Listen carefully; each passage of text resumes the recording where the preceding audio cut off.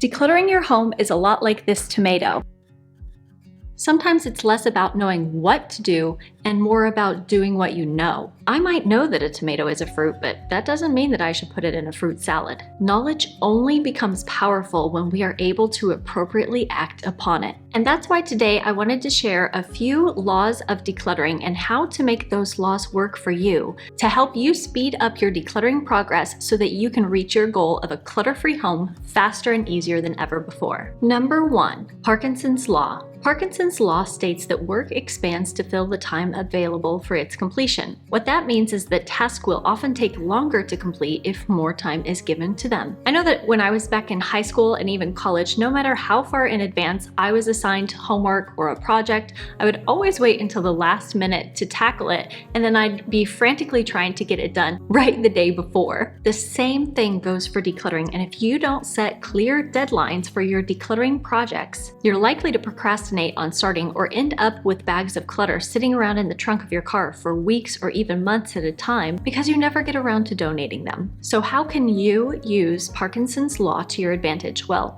like I said before, one way is to set clear deadlines. Map out where you want to declutter and give yourself a realistic amount of time that it should take you to declutter that space. And another idea is to set a day of the week that is your designated day to get the clutter out of your home. Setting timers can also help keep you focused on the task at hand if you're someone who tends to get distracted and go off on what I like to call side quests, like starting to do the dishes when you should be decluttering your kitchen. However, even the clearest deadlines and the best laid plans of mice and men often go awry, and this brings me to Murphy's Law, which is a humorous law of nature that states, anything that can go wrong will go wrong. I can't even tell you how many times I had something go wrong when I was trying to declutter my home. Like for example, the time that I was trying to drive to the donation center to get rid of some of my unwanted stuff, only to find out that there was road construction and the route was closed. Or the days when I was feeling super motivated about a project that I planned to tackle while my kids are at school that day, only to wake up and realize they were sick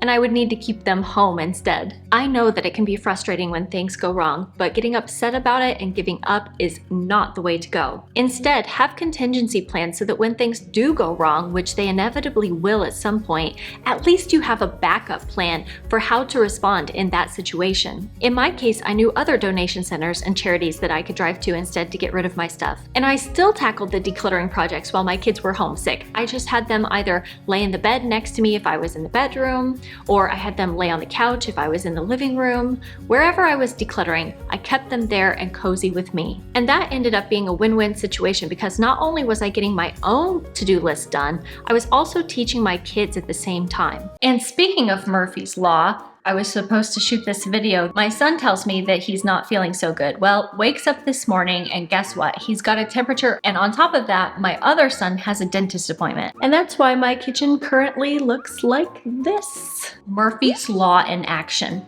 Number 3 on this list is the paradox of choice, and in psychology, this paradox observes that when people are given too many options to choose from, instead of being happy and feeling like they're getting what they want, what happens is it increases their stress levels and problematizes decision making. Think about how tired you feel after a decluttering session and how physically exhausting it is to pull out, sort through, get rid of, and put back the things that you want to keep. But then on top of that, all of these choices that we have to make about whether to keep something or let it go can lead to something called decision fatigue, which makes us feel mentally and emotionally drained. And the thing about humans is when we are drained and exhausted, we are less capable about making good decisions, to the point that sometimes we get so overwhelmed by all the choices that we just give up and avoid making any decisions at all. To combat these challenges, it can be helpful to break your decluttering projects down into small, more manageable chunks so that you're not so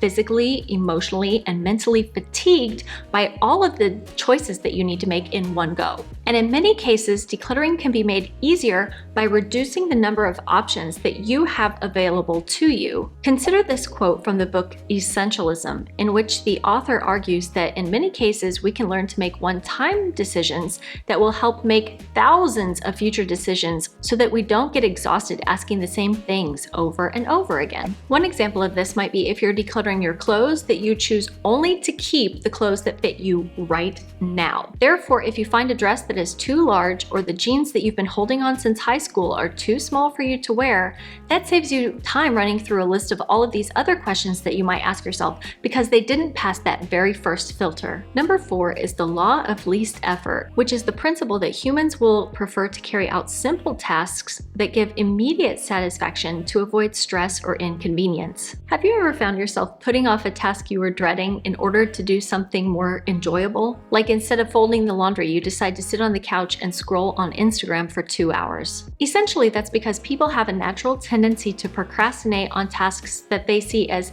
difficult or too complicated. The problem with this is that the more you push these things off, the more they pile up and the harder it becomes to complete all of those tasks later. One of the best techniques to stop procrastinating and start doing is called eating the frog, which involves tackling the most challenging or unpleasant task first thing in the morning to boost productivity and reduce procrastination. As Mark Twain said, if you eat a live frog first thing in the morning, there's nothing worse that will happen to you the rest of the day. To use the eat the frog concept for decluttering, consider tackling your tough decluttering projects at the beginning of the day, because once you get those frogs out of the way, the rest of the day is going to feel like smooth sailing. Number 5 is the law of inertia, which is also known as Newton's first law of motion. And this states that a body at rest will remain at rest, and a body in motion will remain in motion unless it is acted upon by an external force. It takes a lot more effort to start a task versus maintain it once you've started it. Therefore, to overcome the initial inertia of decluttering, start by identifying a small area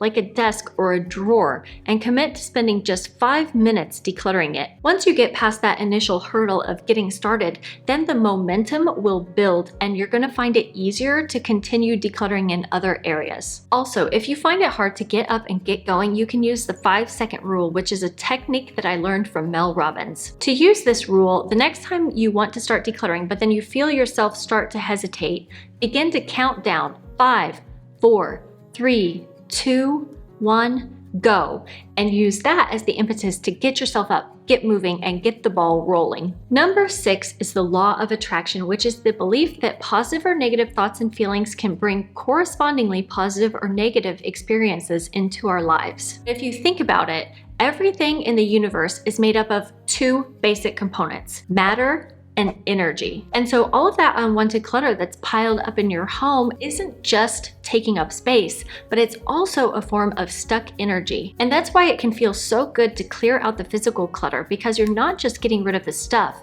but all of the unmade decisions and wasted time and all the other negative energy that's wrapped up in them. And once all of that stuff is cleared out, not only will you feel lighter, but you might also find that you've created more space for good and positive things to flow into your life. Also, setting clear intentions for your home in each room is a powerful way to create change from the inside out. I actually talked about this in my video about how 90% of people are decluttering backwards. So I will make sure to link that video up here for you if you're interested to know more about the power of setting intentions before you start decluttering. And finally, that brings us to the law of the vital few, also known as the 80-20 rule, also known as Pareto's principle, which is a statistical principle that states 80% of the results come from 20% of the causes. Like if you think about your wardrobe, statistically speaking, you're probably wearing only 20% of your wardrobe 80% of the time. And 80% of the time when you're cooking in your kitchen,